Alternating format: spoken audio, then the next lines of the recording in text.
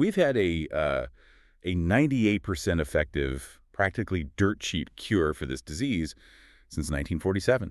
I mean, you get the diagnosis, you get a single shot, and you are totally cured. Right, it's that simple. Yeah, but so why, looking at the public health data over the last decade, has the United States seen this, staggering 1,000% spike in babies born with this exact infection?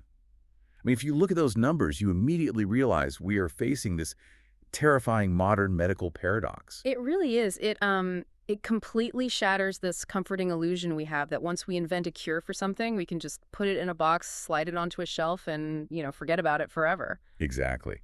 So today we are taking a deep dive into the shocking comeback of a disease historically known as the Great Imitator. And the reason it earned that nickname is really crucial to understand because its symptoms are so varied. I mean, ranging from innocuous skin rashes to full-blown dementia. Right, it perfectly mimics dozens of other diseases. Yeah, tricking doctors and evading diagnosis. So to understand how it's pulling off this resurgence, we're looking at a really fascinating stack of sources for you. First, there's a comprehensive historical review from Acta Dermatovenerologica, and that tracks the 500-year evolution of the pathogen. Which is a wild ride, by the way. Oh, totally. And second, we have a modern clinical briefing from Stat Pearls that details the devastating rise of congenital and maternal cases today. So our mission here is to figure out the biological origins of this ancient scourge, understand how it literally forced the creation of modern medical ethics, and examine exactly how it's exploiting the blind spots in our healthcare system right now. Because it absolutely is exploiting them. Okay, let's unpack this. To start, we have to look at the physical culprit itself. Biologically speaking, what is this organism actually doing in the body? Well, the causative organism is a bacterium called Treponema pallidum, and biologically it's a spirochete. So if you were to look at this under a dark field microscope, you wouldn't see your typical rod or sphere shape. Right, not a normal bacteria. No, you would see this tiny, tightly coiled corkscrew, just about 6 to 15 micrometers long. And that shape, it isn't just for show, it's actually a highly modal physical mechanism. Wait, meaning it moves like a drill? Yes, exactly. It uses that corkscrew structure to literally rotate and drill its way through human mucous membranes and right into the bloodstream. Wow. So it's not just passively floating into the body, it's actively burrowing. Precisely. It moves forward and backwards, spinning through viscous tissue that would normally, trap other bacteria. And a vital piece of this puzzle is that humans are the only known natural host for it. I mean, it relies entirely on us for survival. Which means the history of this little corkscrew is mapped perfectly onto human history. The sources highlight this massive, long-standing debate about where it actually originated. I mean, we all learned the Columbian theory in school, right? Right, the idea that Christopher Columbus and his crew contracted it in the New World. Yeah, and then brought it back to Europe in 1493. And, the historical review points out there's real archaeological evidence for that. Researchers have found Mexican clay figurines dating back to the 6th century that clearly depict the typical external lesions of the disease. Oh, wow. Yeah, and they've also found skeletal remains in the Americas that show characteristic bone damage predating Columbus's voyages by centuries. But that is really only half the debate, because you also have the pre-Columbian theory. Right, the idea that the call was coming from inside the house all along. Exactly. This theory argues that a milder, perhaps non-venereal form of the disease was actually already circulating in Europe for hundreds of years. But during the late 15th century, which was a period marked by intense social chaos, war, famine, shifting populations. The perfect storm for a plague. Basically, yeah. The bacteria mutated into a highly aggressive, sexually transmitted strain. And modern genetic tracking even complicates this further, tracing the bacterium's genetic ancestors back to Asian tribes crossing the Beringia land bridge, roughly 15,000 years ago. Wait, really? 15,000 years? Yeah, it's what epidemiologists classify as an heirloom organism. We literally inherited it from our deep human past. But regardless of whether it crossed the Bering Strait or sailed across the Atlantic with Columbus, the undisputed turning point happened in 1495, right? Oh, absolutely. Because all hell broke loose in Europe. There was this horrific first documented outbreak among the 30,000 mercenaries in the French King Charles VIII's army when they invaded Naples.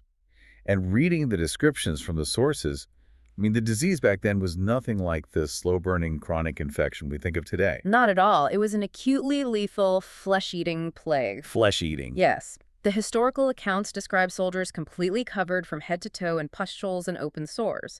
The infection would quickly eat away at tissue, causing agonizing bone pain and leading to a very rapid death. I mean, it was terrifyingly visible and incredibly aggressive. And because the transmission was so obviously linked to sexual contact, what they called the active venus back then, the social stigma was immediate. Oh, overnight. Yeah, and looking at the history, the reaction wasn't to study it rationally. The reaction was just to blame whoever you were at war with. Right, the classic deflection. Seriously. The Italians called it the French disease, the French called it the Neapolitan disease, the Polish called it the German disease, and the Turks called it the Christian disease. Everyone pointing fingers. It sounds like the ultimate geopolitical game of hot potato. But biologically, how did we go from a flesh-eating plague in 1495 to a chronic, slow-burning disease just a few decades later? Did the bacteria change, or did we? Well, what's fascinating here is that it comes down to basic evolutionary biology, which the historical review explains brilliantly. The strain that swept through that mercenary army in Naples was highly virulent. It destroyed tissue and killed the host rapidly. Which sounds successful for a disease, right? You'd think so, but from the perspective of a pathogen whose only goal is to reproduce and spread, killing your host in a matter of weeks is actually a terrible strategy. A dead host cannot pass on the bacteria. Oh, I see. So the most lethal version of the bacteria basically burned itself out. It killed people before they could travel to the next town and transmit it. Exactly. The hyperlethal strain was rapidly outcompeted by milder variants of the bacteria. These milder variants allowed the host to live for years or even decades. Giving them plenty of time to spread it. Right, continuing to engage in sexual activity and transmitting the bacteria repeatedly. By the 1520s, evolutionary pressure had transitioned the disease into the chronic, multi-stage infection we recognize today. And that biological transition triggered a completely bizarre cultural shift. Because it wasn't instantly killing people anymore. By the 1500s, having a syphilis ulcer was actually seen as a weird flex in intellectual circles. It's a status symbol, yeah. It's wild. Erasmus of Rotterdam literally joked that a man without syphilis was a country bumpkin. Which is hard to even wrap your head around today. It really is. It was romanticized in art and literature, like Thomas Mann's Dr. Faustus, where it represents a pact with the devil for artistic genius. You deliberately get infected to become a great artist. It was heavily romanticized by the intellectual elite, yes. But the clinical sources demand we look at the brutal physiological reality of what this disease actually does over time. Right, because it's not glamorous at all. Far from it. If left untreated, the bacteria enters a tertiary stage, which is catastrophic. We are talking about the formation of gummas. What are gummas exactly? They are soft, tumor-like masses of severe inflammation that can grow literally anywhere in the body, completely destroying the surrounding tissue. The sources mention patients with moth-eaten bones. Yes, the bacteria essentially triggers an immune response that eats away at the skeletal structure. It causes saddle nose, which is a condition where the infection destroys the nasal cartilage entirely, causing the bridge of the nose to just collapse into the face. That sounds agonizing. It is. And then there is neurosyphilis, where the spirochetes invade the central nervous system, leading to creeping paralysis, blindness, and profound dementia. And the horror extended to infants too, right? Unbelievably so. Babies were being born with Hutchinson teeth, these permanently deformed, pegged, and notched incisors, along with a highly contagious chronic rhinitis known as the snuffles. It was just a slow-motion catastrophe for families. It really was. And to combat all of this, for nearly 500 years, the medical establishment relied on one primary, horrifying treatment: mercury. Yes, the mercury cure. There was this grim historical saying, "One night with Venus, a lifetime with Mercury." Doctors would take this toxic blue ointment made of metallic mercury and animal grease, violently rub it into the patient's skin, set them next to a roaring fire, and literally force them to sweat it out. Which is medically disastrous, by the way. Mercury is a heavy metal, and when absorbed into the bloodstream, it binds to essential enzymes, completely disrupting cellular function. I mean, it is a profound neurotoxin. Right, the side effects listed in the sources are monstrous. Patients experienced total tooth loss, massive kidney failure, and what was called Mad Hatter's neurotoxicity. Severe neurological damage, tremors, paranoia. A waking nightmare. Exactly. So applying toxic mercury grease by a fire sounds less like medicine and more like a medieval torture device. Did doctors truly believe this was working, or was it just the only tool in the toolbox? Oh, they believed it was working. And that's because the bacteria tricked them. Trip them how? Well, Treponema pallidum has a very specific natural course. A patient gets the initial infection, which is a chancre, and after a few weeks, it heals on its own. Then, a few months later, they develop a systemic secondary rash. And eventually, that rash fades, too, as the disease enters a latent phase. Okay, so the symptoms just vanish naturally. Yes. During this latency, the bacteria retreat deep into the tissues, hiding from the immune system, and the patient might have zero symptoms for years. Ah, I get it. So the doctors were applying the mercury grease during the active rash phase, and when the bacteria naturally retreated into hiding, the doctors falsely attributed the disappearance of symptoms to the mercury. Precisely. They mistook latency for victory. And because nobody understood the microscopic mechanism of the disease back then, that false correlation cemented a flawed medical doctrine for centuries. Which brings us to a really dark turning point in the sources. The failure of Mercury and the desperate need to understand the disease's natural course led the medical establishment down a terrible path, resulting in some of the worst ethical violations in scientific history. It did. The shift really began with the Oslo study, conducted in Norway between 1891 and 1910. What happened there? Well, mercury was intentionally withheld from nearly 2,000 patients to simply observe the disease. The doctors wanted a baseline.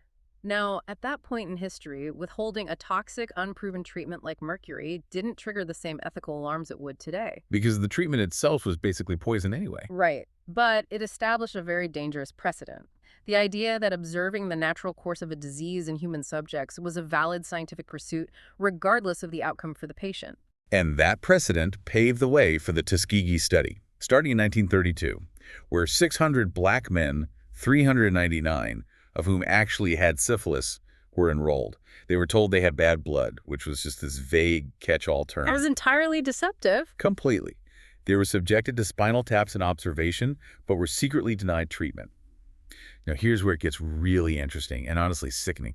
Wait, the sources say penicillin became the standard, widely available cure by 1947. Yes, it did. How on earth did researchers internally justify continuing to withhold a perfect cure for another 25 years, until 1972? It's hard to hear, but the historical texts trace this directly back to the deeply ingrained social Darwinism and racism of the era. The researchers viewed these men as, quote, less than human and considered it a study of nature. That is just chilling. It is. Yep. They rationalized their actions by believing the men wouldn't get treatment anyway due to socioeconomic barriers. They actively prevented them from accessing penicillin at other clinics to preserve their data.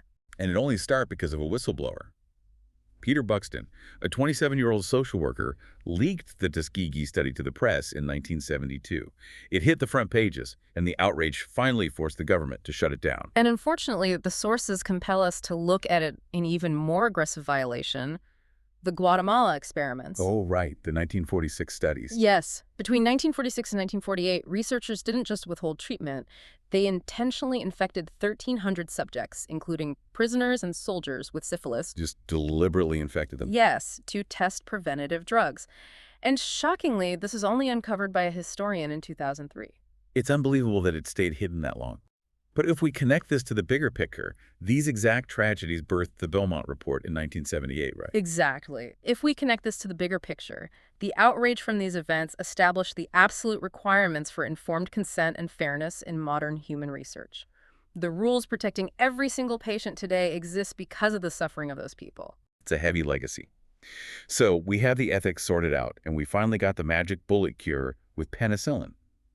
So why is the Stat Pearl source material warning us of a massive modern-day resurgence? Well, the false sense of security is the real culprit here. Meaning what exactly? Penicillin was so effective, 98% effective at preventing congenital syphilis, if given to the mother early enough, that it practically erased the cultural memory and horror of the disease. So they basically forgot to be scared of it. Exactly. The public stopped worrying, and the healthcare system stopped aggressively screening for it.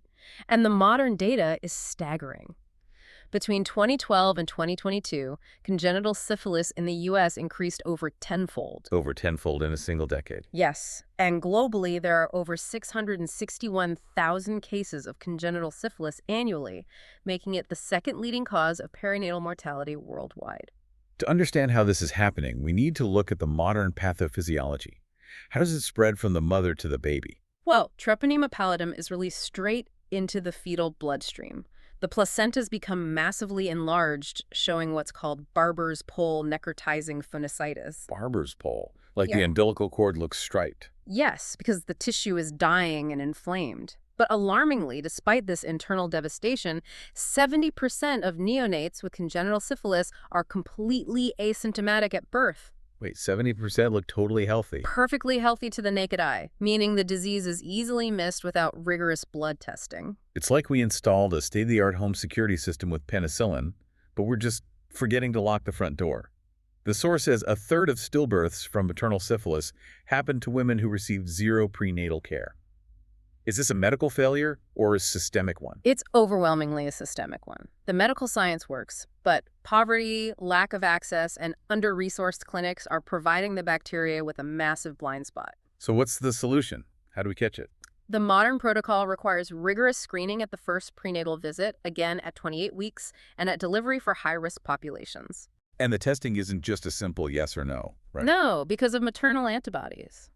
A baby might test positive just because they inherited the mother's immune response, not the bacteria itself. So clinicians use reverse sequence screening. Which means they start with a highly specific automated test first to get unique antibodies, rather than the old broad tests. Exactly. It's much more sensitive. And they heavily utilize rapid point-of-care testing now. Oh, the finger prick test. Right. Within 15 to 20 minutes, a clinic can get a result. If it's positive, they give the penicillin shot right then and there. It is a vital tool to catch the disease in under-resourced populations before a patient leaves the clinic and is lost to follow-up. So what does this all mean? We started with a terrifying 15th century plague, moved through horrifying medical exploitation, and arrived at a totally curable disease that is still slipping through the cracks of our modern healthcare system. It really shows that public health requires constant vigilance. Diseases don't stay in the history books just because we invented a cure. No, they don't. And I'll leave you with a chilling thought pulled directly from the Acta Dermatovenereologica paper. Right now, syphilis shows a miraculous virtual absence of resistance to penicillin. Which is incredibly lucky for us. Very lucky. But there is no guarantee for the future. With no vaccine in existence, what happens if this ancient, highly adaptable heirloom organism finally mutates to resist our only magic bullet? It's a reminder that in the arms race against nature, victory is never final.